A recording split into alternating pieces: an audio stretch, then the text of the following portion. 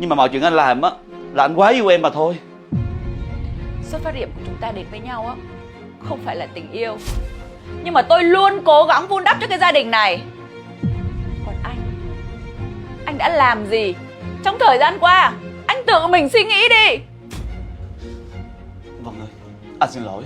Bây giờ em muốn làm gì anh cũng được, nhưng mà em tha thứ cho lần này được không Vân?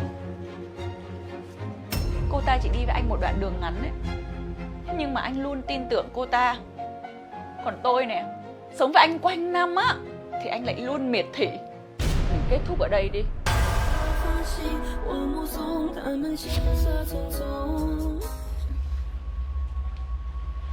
Anh sẽ đi cùng với em.